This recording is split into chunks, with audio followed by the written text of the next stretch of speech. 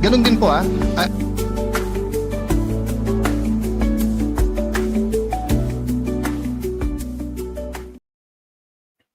Alright, good morning mga kabsat. Kamusta na? Today is September 18. Hearing ngayon mga kabsat. May hearing ngayon. Ngayon, mamaya. Mamayang hapon mga kabsat. Hearing po. Ay, mamayang hapon po. Ngayong umaga nang. Baka ngayong umaga mga kabsat. No? So, may hearing po ang Blue Ribbon. So, tingnan natin kung anong magiging reaction ng mga taong bayan sa bagong leadership ni Ping Lacson.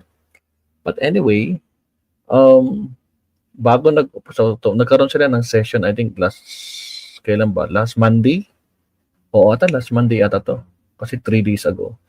Ano ba? Thursday, Wednesday, Tuesday, o Monday, last Monday, nagkaroon sila ng plenary session. At itong si Peter Cayetano, nako po mga kabsat, nagre-reklamo.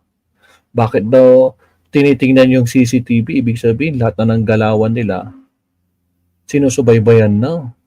Hello, may kinakatakutan si Cayetano, mga kabsat. Bakit kaya? Baka meron bang mabisto, lalo na doon sa nakita ni Senator Ping Lacson na nakuha niyang CCTV. Kaninong opisina pumasok? So, kaninong opisina pumasok itong si Cayetano, mga kabsat. Kaya, pakinggan muna natin ang sabihin niya. Ganun din po I don't know who wants to answer this. Ano ba ang rule natin pagdating sa CCTV? So, I put this on record. I will put it on record. Hanga ako kay Senator Lacson mag-imbestiga. And I support him to go all the way. But hindi ba kung meron tayong sinususpetso dito, you make a request for the CCTV. And then, you have a conclusion. Kasi kung hindi, lahat na lang tayo titingin sa CCTV. Tapos sasabihin natin dito, may nakita akong ganito, pumunta sa media. May nakita ko pumunta sa ganito. Di ba? So, yes, the government is under attack and that's legitimate. The Gen Zs are rising up. That's legitimate. They should. But we should not attack ourselves. We should not attack ourselves. Ibig sabihin, huwag nating atakihin yung mga sarili natin. Bakit? May kinakatakutan kayong tinatago? Tragit. Wala ko po umaalma mga kabsat. Bakit? Magugulat na lang. Baka mayroong bagong pasabog si Ping Lacson ngayon dito sa bagong hearing. Baka mabanggit hindi lang yung 2 senador. Baka may dagdag na. Kung meron guilty sa atin dito, i-expose natin tapos sa ethics committee. Huwag natin pigilan ng witness. Kung gusto ituro ni Bryce, kung siyam kami sa minor, ituro niya. Oo, siyam daw sila mga kabsat. As fact. Pero sundin natin yung rules, no? So, ganun din po sundan I don't ng know rules. who wants to answer this. Ano ba ang rule natin pagdating? Okay, wait lang. Sundan ng rules. Ito, sabi dito. Actually, tinapik din to ni Vodcaster pala, mga kabsat, no?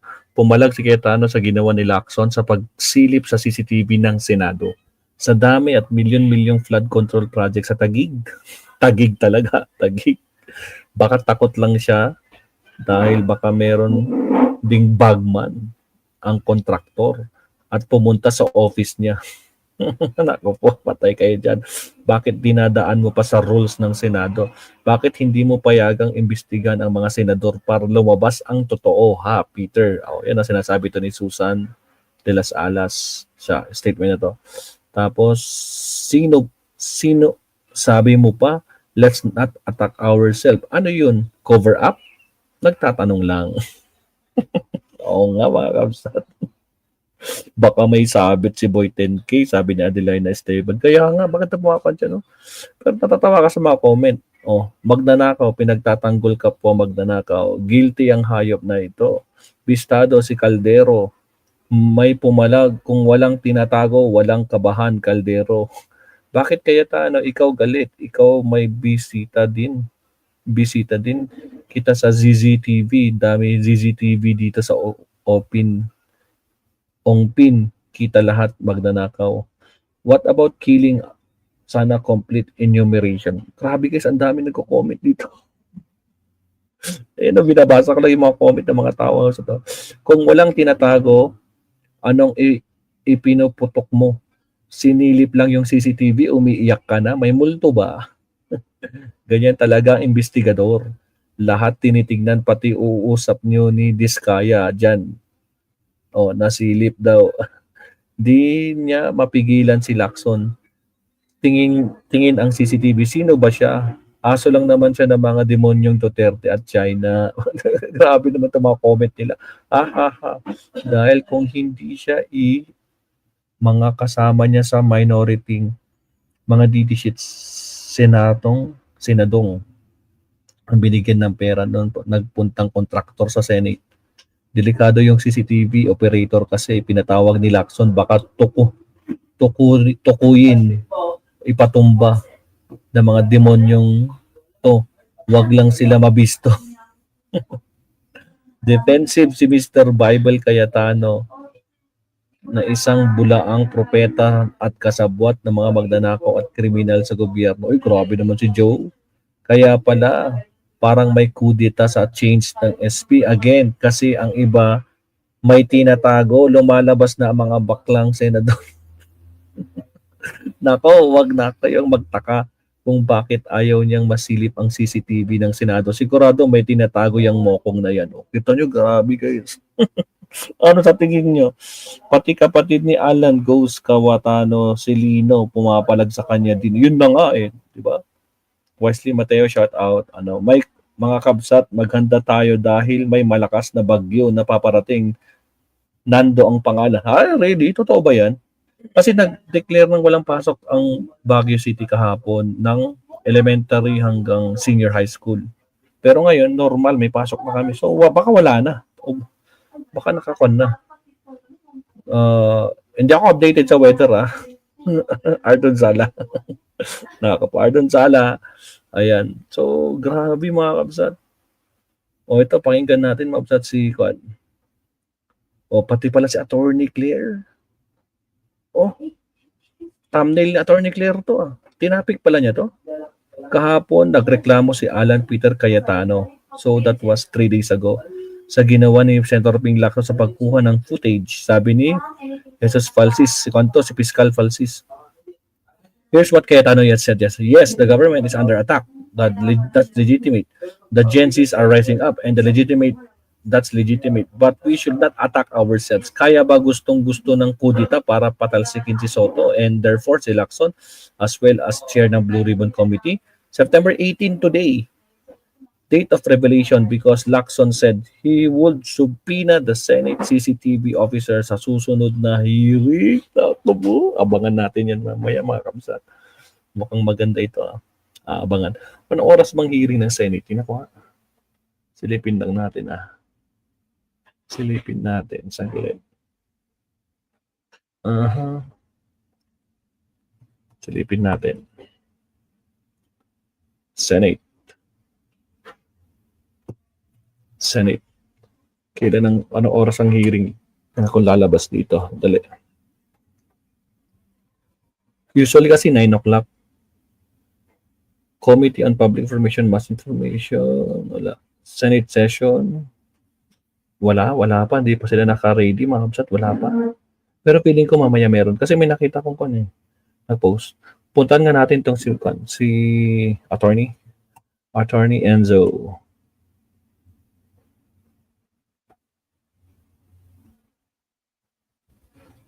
Asan na yun?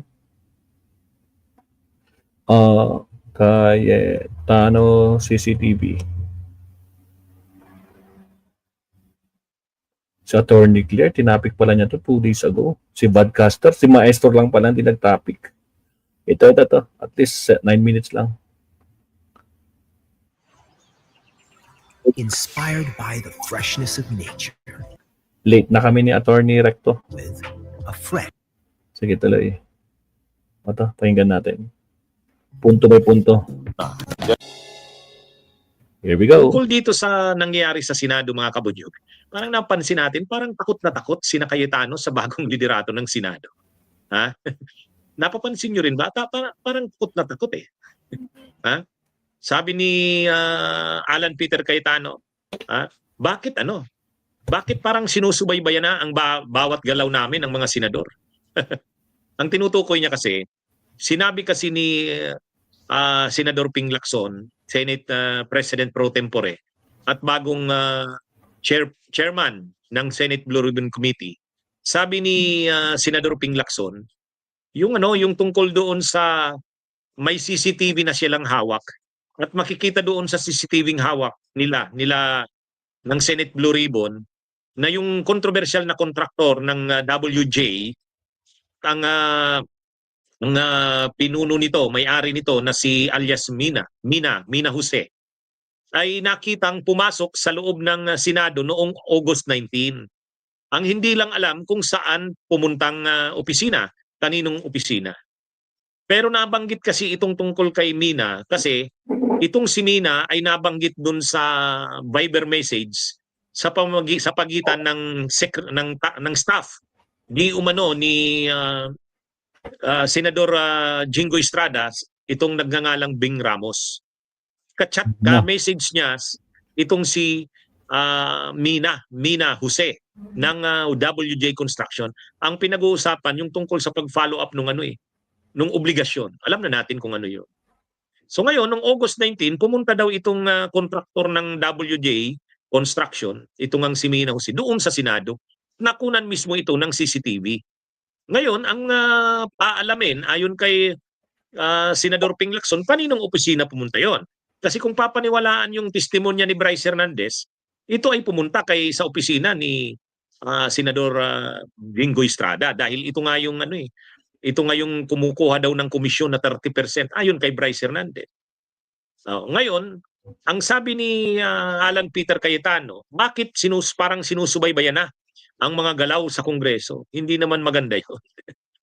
Kung wala ka namang tinatago, bakit parang quote si Senator Alan Peter Cayetano?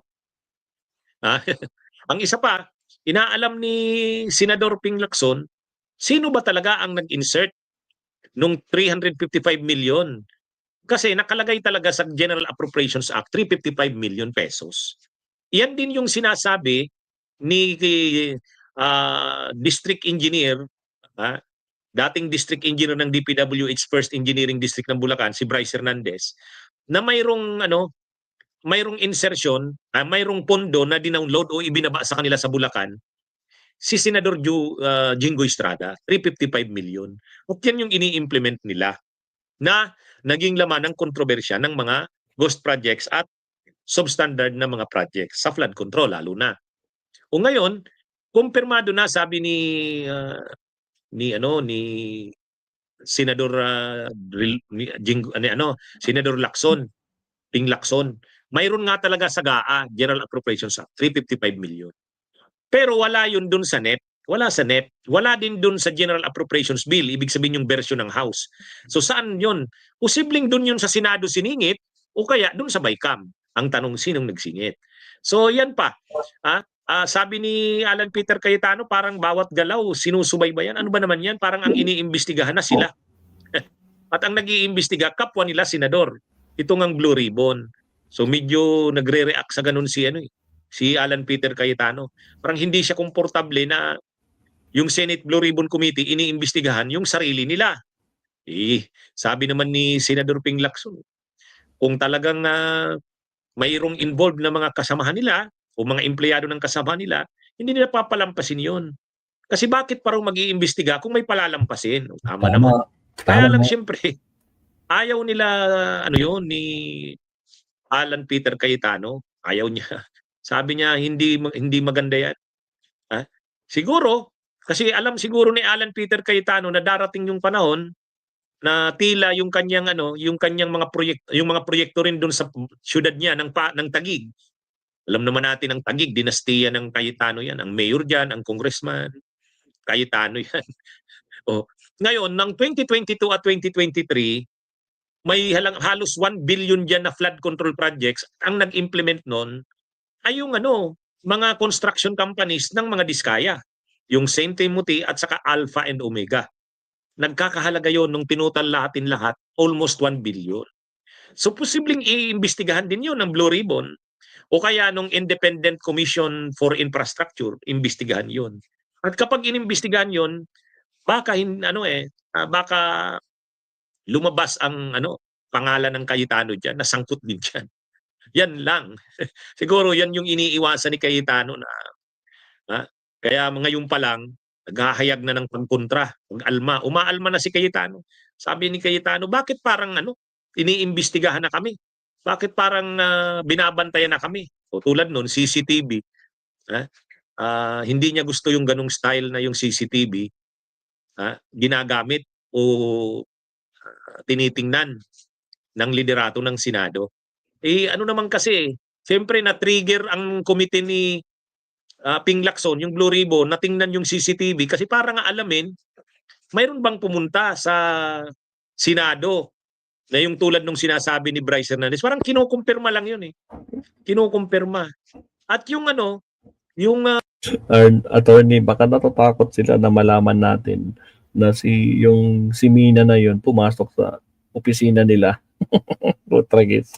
Bing Ramos din, binanggit kasi yon doon sa pagdinig sa Kamara na mayroong staff si Senador Jinggoy na Bing Ramos na yun yung yan yung nag-a-arrange ng obligasyon na pera. O ngayon, Obligasyon. Goodbye to switching prescriptions. This Narangan tuloy tayo guys. Malapit tayo mag-end mabsat, no? So, kung lang. Huwag kalimutan mag-like and subscribe. gahan yun ni Ping Lacson. Pero at lalo pat sinabi rin ni Jinggoy na hindi niya naman staff yung Bing Ramos na yon. Yung Bing Ramos daw na yon ay staff ng Blue Ribbon. Di syempre ang Blue Ribbon, hawak yan ngayon ni Senador Ping Lacson. Kaya sabi ni Senador Ping Lacson, magki-cleansing tayo ng Blue Ribbon. Baka may mga tao dito na hindi natin sigurado. O siyempre, hindi nga komportable kila Cayetano yung ganun. Na yung mga cleansing ng opisina ng Senado, parang ipo-profile, background checking ang mga staff ng Senado. Ay kaya lang hindi talaga maiwasan yan kasi lalo pat ngayon nga may mga nadadawit na mga staff ng Senado sa mga kontrobersya, lalo na dyan sa flood control. Ay yun nga, yung Bing Ramos di umano staff ni Jinggoy. Bagamat sinabi ni Jinggoy hindi niya staff yon, staff daw yun ng Blue Ribbon. O di syempre, iimbestigahan talaga yon. Kasi sinabi rin naman ni Senador Ping Lacson, hindi lang mga senador, pati empleyado, iimbestigahan. Paktay na. Kaya lang syempre, hindi sanay sa ganyan sila Alan Peter Cayetano. Ayaw nila ng ganyan. Kasi hindi sila sanay na binubusisi ang kanilang mga pinagagawa. Ay lalo na kasi ngayon na gusto talagang malaman sa ilalim ni PBBM ang mga nangyari sa mga budget, sa mga insertions, sa mga proyekto na prinopose ng mga senador. Ay kaya hindi naman magagawa ng Blue Ribbon yung kanyang trabaho kung hindi niya iimbestigahan niya. Yan ang malinaw dyan. Kaya lang yun nga, parang takot na takot sila Cayetano. Bakit may tinatago? Tila baga may tinatago sila kaya natatakot. Tila may mauungkatan na tinatago nila. Ayan lang. Pero kung wala ka namang tinatago, wala namang problema yan. Bunyog, bunyog, halikan na kasama ka. Bunyog. Salamat, Attorney Enzo. Mabsat, no? So, pilit talagang mga kabsat, no? Na tawag dito, pinipigilan na ilabas yung CCTV. Pero magkakalaman tayo mamaya kasi hearing ngayon. Alas 9 ito. Pero bago yun, mabsat, meron akong ilalabas na ako. Ginagawa ko lang yung thumbnail. Mamayang 9 o'clock. Support lang mabsat sa ating premiere mamaya. So for now, muna tayo, okay na tayo. Mamayang 9 o'clock na lang sa premiere natin. So that's 15 minutes from now. I hope nandun kayo mabsat, no? Sana makita ko kayo kung may time kayo. Kahit mag-like lang kayo mabsat, okay na ako doon. Salamat. So again, thank you very much mabsat. So naku po, kinakabahan na sila. Especially yung hearing mamaya, mag-uumpisa na. So may live ba ang Blue Ribbon? Yes, pag nag-live po ang Blue Ribbon, makikikon tayo, makikisabit tayo dyan. Alright. Thank you very much, Mabsat. Hanggang sa muli. Kung muna tayo, rest muna tayo. Pero yung upload ko ng 9 o'clock mag-start po yun. Pagkatapos ng live ko, ng premiere, saka tayo. Kung meron na yung Blue Ribbon, subaybayan natin yung Blue Ribbon. Salamat, Mabsat. Maestro Paul is signing off. Bye-bye.